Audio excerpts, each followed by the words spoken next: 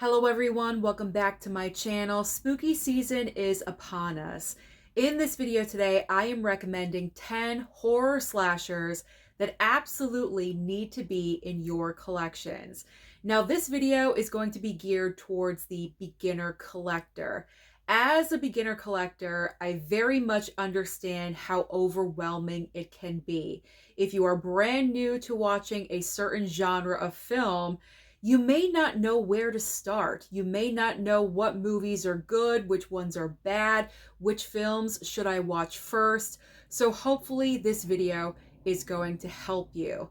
Now, I am not going to mention any of what I like to call the baseline in the horror genre. And what I mean by the baseline as far as slashers go, no Halloween, no Scream, no Friday, Nightmare, or Texas Chainsaw. Pretty much, even if you're brand new to watching the horror genre, you already know about all of those big, huge horror franchises. So all of those movies don't necessarily need to be mentioned.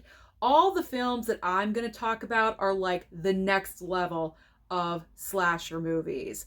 Now, I am going to begin with a horror slasher that I have to watch every single year at this time. I absolutely love it. It is Psycho. I absolutely love and adore Psycho. Now, Black Christmas from 1974 usually gets all the credit for being the first horror slasher film, but a lot of people forget about Psycho. Psycho came out in the 60s. I'm not exactly sure of the year, but I know it came out during the 60s. And to me, this was Alfred Hitchcock's best movie. I absolutely love it. You have Anthony Perkins and Janet Leigh in this film. Their performances are absolutely amazing. The iconic shower scene, the score in the film is just so brilliant. There's so many items about Psycho that I absolutely love and adore. So if you have not seen Psycho yet, now is the perfect opportunity for you to do so. And this is a black and white film. And I like to encourage black and white movies because sometimes I feel, in particular with younger viewers, the younger demographic, you kind of shy away from black and white films. You automatically assume that they are old, they're boring, they're not very exciting. Psycho will prove you wrong. Trust me. This is a great film to watch if you're not really exposed to a lot of black and white films. This can kind of open the door for you. And then once you watch this black and white movie, trust me, you will want to go on and watch other black and white films. Now, I'm going to give you a bonus film because I wasn't going to include an entire franchise on the list, but for a bonus movie, Psycho 2. Because as we all know, in the physical media community, in the movie community, Psycho 2 is severely underrated. So if there are any, movies in a franchise that you would like to watch together, Psycho and Psycho 2 definitely should be a go-to. There we go. And I love this collection. I love this 4-film collection I picked up off of Amazon. It was like $14, $15. It was such a great deal. But I love Psycho, and I am probably going to watch that film tonight. I cannot wait. Let's continue on with the Psycho theme. We have American Psycho. The brilliancy with American Psycho is all about Christian Bale's performance. You have Christian Bale as Patrick Bateman in this movie. He is businessman by day and raving psychotic at night. Two extreme different sides of a personality in his regular, normal daytime life. And I'm putting that in quotations because there's really nothing normal about how he lives. But during the day, he is just so like type A personality, and he's doing things. He's just so intense in everything that he does. One of the most iconic scenes in the movie is him and all of his business associates around a conference table, and they're all comparing their business cards, because apparently how your business card looks reflects how you perform at your job. It is just so intense. It's absolutely ridiculous, but that's just the intensity that's happening in this film. But Christian Bale's performance in this movie is unlike any other performance I've ever seen. If it was any other actor in this role, personally for me, it would not work. And I know there's like rumblings of an American Psycho remake. I'm not really sure who they're looking to cast in the role. I'm not sure if it's going to live up to Christian Bale, because he is just so deliciously crazy in this movie. He takes it from one level to another. Now, if you are on the younger side, I do just want to mention that with American Psycho, this film goes to very, very sensitive places, if you will. There's a lot of nudity in the film. I just want to let you know that. And it can be difficult to watch at times. I will say that. So just be aware before you pop this in. If you are sensitive about some subjects, you may just want to be aware of that. But the reason why I'm recommending it is because of Christian Bale's performance. It is one acting performance you have to see one time. If you only watch it one time, fine, good. You never have to watch it again if you don't want to. But he's just so brilliant. The brilliancy is just oozing out of this movie. So American Psycho, for me, it's also a must-watch every single year. My next choice for you is a very underrated film. It is Hatchet. Now, I have only watched Hatchet one time. That is right, one time, and it made my list. The reason why is because I am due for a rewatch. So I may add this into the what is it, the 120 movies in 60 days that I'm watching over September and October. I may have to squeeze this one in because it has been a while since I've seen it. But from what I remember, Hatchet is a lot of fun. It was such a fun watch, my one and only time. I couldn't even like believe how much fun I was having watching this movie. But also on top of that, you have 3 horror icons in this film. You have Kane Hodder, Robert Englund, and also Tony Todd. So if you are a beginner horror watcher or fan, you would definitely get a kick out of Hatchet. Now, this is a part of a franchise. I'm not exactly sure how the rest of the franchise plays out because this is the only Hatchet movie that I have seen, but they might be as good as this one. I'm not really sure. So if you've seen the Hatchet franchise, comment down below and let me know your thoughts and opinions about all of these movies. But as far as the first one goes, totally underrated. Definitely recommend watch it. I'm not exactly sure if you can stream all of these movies. You can Google that information in case you are not able to pick up any of these physical media items right now, just to let you know. Now, the next movie, I love a strong and smart final girl. Ready or Not has one of the best strong final girls I have ever seen. Samara Weaving is absolutely incredible in this film. I hate a final girl that makes, the dumb choices, the bad decisions over and over again repeatedly. This is why Sidney Prescott is my favorite final girl of all time. In every single movie, she is fighting for her life. She is choosing the right way to go. And I just absolutely love her. And I feel like Samara Weaving, as her character, I think it's Grace in Ready or Not, she falls into, for me, the Sidney Prescott category. She marries into this family. She thinks she's having the most wonderful day of her life on her wedding day, and then on her wedding night, instead of what should be happening, she's fighting for her life against her in-law family. It is just so good. The blood, the gore is everywhere. You got some great kills in this movie and tense moments, and also obviously the comedic factor, because this film is not a straight up slasher movie. It is a horror comedy Trust me, it gets gory and it gets bloody, but there's also a lot of humor in the film as well. And that's what makes Ready or Not really stand out. So, absolutely, gotta recommend for this year, Ready or Not. Because I mentioned Black Christmas, might as well toss in Black Christmas. I love this movie. I absolutely love it. I feel like I talk about it all the time during this time of the year, from October to December, because it could go either way. It could be for spooky season or for the holiday season. As you guys can see, you have horror wrapped up in Christmas. But I love Black Christmas. This is the original from 1974. It always gets the credit as being the first slasher movie, and I just really enjoy watching it. Some people find it very much a slow burn, and I can understand that. Some people think it's a little bit boring, it's not their speed, and I totally get that.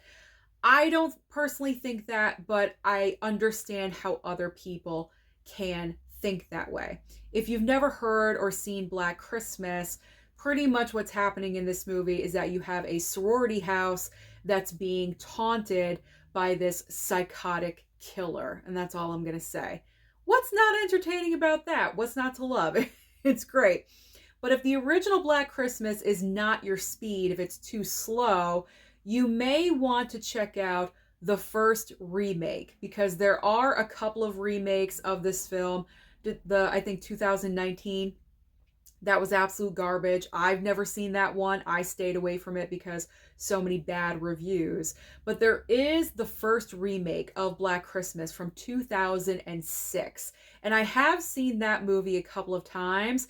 And every single time I watch it, I do enjoy it more. And that has a little bit more action going on, more kills, more interesting, like gore, blood factor.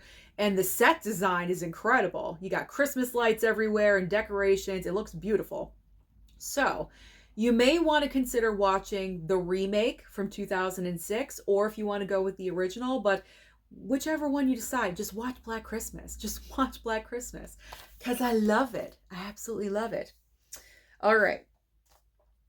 Every single April 1st, I try to watch April Fool's Day. Now, I know I have the Kino Lorber 4K, but I pulled this one because look at that slipcover. I mean, this is awesome. This slipcover was sent over by a subscriber, so thank you so much. I'm keeping this in my collection because of the slipcover. But April Fool's Day is a great slasher as well. Again, underrated. I feel like April Fool's Day rarely gets mentioned, and I am calling it out and mentioning it to you guys because it deserves to be seen by more people. It's the plot line seems kind of ridiculous, but it's a lot of fun. I would probably put this in the guilty pleasure horror category for like horror slashers. It's a guilty pleasure because what's happening in the movie is kind of like, what? Are you kidding me? But on the bonus side, there are a ton of recognizable stars from the 80s, and also there is one heck of a major twist at the very end of the film. And you know me, I love a twist. And so because of that, the first time that I saw April Fool's Day, I loved it. I absolutely loved it because I did not expect it. Absolutely did not expect it. And I loved the twist. So April Fool's Day. Gotta check it out. Definitely worth your time this spooky season. Now we have My Bloody Valentine. So much like Black Christmas, you could go with the original My Bloody Valentine, which is in my hand right here, or there's also the option of a remake. There is My Bloody Valentine 3D. I actually just watched that movie the other night, and I am happy to say I enjoyed that film as well. So it doesn't matter if you watch the original or the remake, they're both good options. I personally like the original right here just a little bit more. The entire concept of the film is just so cheesy. I love it. There's a bunch of miners that obviously work in the mine, and there's this legend of Harry Warden, and it carries over to current day around Valentine's Day. And there's the minor killer, and he's going around and slaughtering everyone. It's a great time. It's a great movie. It's a lot of fun. You have a lot of awesome characters in the original. I feel like the characters in the original film are a little bit more entertaining. There's a lot more in the original than there were in the remake, because it really focused on like 3 or 4 main characters in the remake. But in the original movie, like all the, the young kids, there's all these different kinds of personalities. They've all been friends for a really long time. They want this Valentine's Day party. They end up having it in the mine. It's completely ridiculous, but it is a lot of fun. I enjoy watching my Bloody Valentine too. So definitely put that on your list. All right, nostalgia. Nothing is more powerful than nostalgia with me. I love Urban Legend. You have to watch Urban Legend. It is just so good. In Urban Legend, you have a killer that is killing according to the urban legends that we pretty much all know. If you're not sure about urban legends, there's a whole bunch that have been listed. I can't really list all of them, but there's like the man or the woman that's hung by the tree, and their feet are scraping the top of the car, and then there's something in the microwave, all that stuff. So I thought this was a good concept for a slasher film, to take those urban legends and kind of bring them to life in a slasher movie. You have a great ensemble cast in here. You have Jared Leto in here, and who else? I'm like blanking out. Tara Reid's in here, Joshua Jackson, Rebecca Gayheart, Jared Leto, I said. Alicia Witt is our final girl. She's the main girl that we're following. And Robert Englund, there we go, yet again is in this film. So you have choices for Robert Englund besides Freddy Krueger movies, which is nice. But Urban Legend, absolutely love and adore this movie as well. I've probably said that for every single film, so if I sound repetitive, I am sorry, but can't help it. Can't really help it. Following up Ready or Not with another strong and smart final girl, You're Next. Absolutely love You're Next. The concept of this film is a home invasion movie, but you also have, you have like one surprise, and then you have 2 surprises. There's 2 surprises / twists in this movie that you were not really expecting, I guess. Did anyone figure out the twist before it was revealed? I don't know. I did not. Upon first viewing of this movie, I did not realize what was really happening and really going on. You have a girl that is dating the son of this, I guess, well-to-do family. And so he is bringing her home to meet the family, to meet all the brothers and sisters, and obviously the parents, I guess, for the weekend or something. And as they're all getting together at this house, a home invasion happens, and the movie carries on from there. It's just so amazing and so good. It's just good. It's just a lot of fun. That's all I'm going to say. I feel like I can't say too much about that one. Otherwise, I'm going to give everything away. But I love that one too. On repeat. I love it too. My final recommendation, and then I am going to give a bonus pick because I can't believe I kind of forgot about this movie, and I didn't want to use the number 11 for 11 movies to recommend. I thought 10 just sounds better, so we're just adding that as like a bonus pick. So pick number 10, I'm going with The Burning. If you've never seen The Burning, this is a great alternative to Friday the 13th, because pretty much what happens in Friday the 13th happens in The Burning. Pretty much the entire concept is exactly the same. This all takes place at a summer camp, and the killer in this movie is named Cropsy, and something happened to him very horrific like 5 years prior. And so after he recovers from what had happened to him, he comes back to the old campground where he used to work. He was, I think, like a maintenance employee or something. He comes back to the camp to slaughter everyone that had absolutely nothing to do with what happened to him 5 years prior. That makes sense, right? Well, look at Friday the 13th. Same exact concept. So, like I said, if you want an alternative, something different to Friday the 13th, but you want to remain in the same vein, The Burning. You can't go wrong with The Burning. Now, as far as my bonus pick, again, another nostalgia moment. I mean, how can I not put this in here? I Know What You Did Last Summer. How did I forget about this? I don't know. I think I was going for like less obvious picks or something, but you know what? I need to be true to myself, and I gotta put I Know What You Did Last Summer in this video because I love this movie. Some people don't enjoy it, but I really do. It's written by Kevin Williamson, who also wrote Scream, so there is that connection, and I just think it is like cheesy, good, fun horror slasher. And Sarah Michelle Gellar is my favorite character. I know we love, Jennifer Love Hewitt as Julie James, and I do, but the better character, in my opinion, is Sarah Michelle Gellar in the movie, and she just has like one of the most amazing chase scenes in horror cinema. It's iconic. We all know it. We all love it. We all remember it. The huge mistake at the very end of her chase. Why did she stop? I don't know. I ask myself that question all the time. But I Know What You Did. Watch it. Learn it. Love it. I'm talking about the original, not that crappy legacy sequel that came out in theaters just a couple of months ago. Go with the OG. I Know What You Did Last Summer. All right, here we go. One last time. Here is your overall review. Here are all of the horror slashers that you should be adding into your collections as a beginner physical media collector. I hope you enjoy these movies. If you do decide to watch them during spooky season, I would love for you guys to comment down below. Let me know how you enjoy these films, or if you have seen them, what do you think of them? And if you would like to add any other films, because there's just so many horror slashers, feel free to add them down below for other recommendations and ideas. Thank you so much for watching this video today. Don't forget to like and subscribe before you leave, and I'll see you next time.